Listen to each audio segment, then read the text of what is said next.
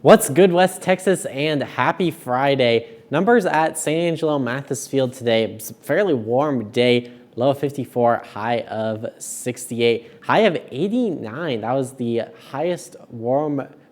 warmest high temperature recorded on this day back in 2014. 3 years ago, had the coldest low temperature for that daily record of -1. That was a part of that February of 2021 Texas freeze. We did have a cold front come through the area later today. That cold front now a little bit to our south. You can't even see it on this map, over closer towards Austin and San Antonio. Seeing some much colder temperatures, but not as cold as we were seeing a month ago, and certainly not as cold as we were seeing in February of 2021. Sitting right above the freezing mark, 33 in Snyder, 33 in Roby, 36 in the key city of Abilene. Still holding on to the 50s, folks in Junction right now, south of Interstate 20. We're having those pretty strong, brisk north winds, and that's what's making it feel a lot colder than that. And tomorrow morning, wind chill, that's what happens when you take the wind into account, how the temperature feels outside.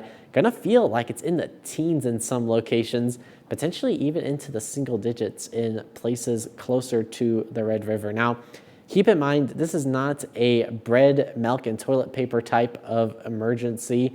In fact, this is honestly not as bad as what we saw back earlier in the year around Martin Luther King Jr. Day. But if you are going to be awake early Saturday morning, definitely going to want to stay warm. Remember the 4 P's of cold safety. That's your people, pets, plants, and pipes. I don't think you're going to have to drip your faucets for this one, though, because we're actually going to be warming up throughout the day. Mercury going to register right around the freezing mark, I think, in San Angelo.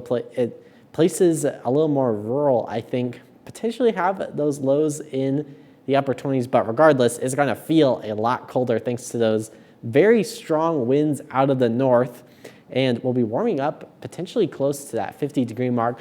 Most of us, though, I think, going to stay in the 40s. So Saturday going to be one of the chilliest days we've had in a while. Sunday, going to start seeing those winds out of the south. It really feels chilly. When you had that strong wind out of the north, it's blowing the cold air in your face, like the opposite of a blow dryer. But Sunday, we're going to start to have the winds out of the south, so it's not going to feel nearly as cold, but still actually going to be a colder morning on the thermometer. But that wind, that's really what makes it feel wintry outside. 29 for your low on Sunday. Highs warming up into the 60s. So going to be a lot warmer, seeing a bit of a temperature roller coaster, and later into the week, going to see even more of a temperature roller coaster.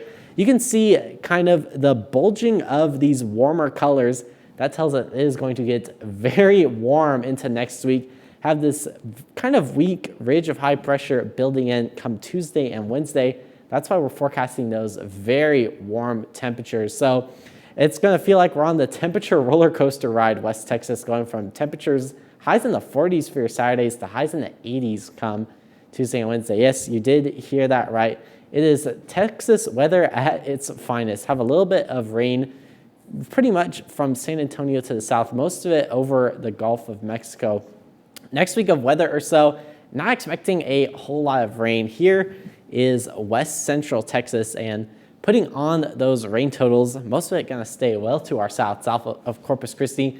Another hot spot for some rain going to be for our friends in Florida. But for us here at home, we're really just not seeing a whole lot of activity. My 7-day forecast, Bert, it actually doesn't include any rain chances. We are going to see those very cold temperatures for your Saturday. Be sure to stay warm. For your latest weather updates, you can check them out online and on social media. Bert?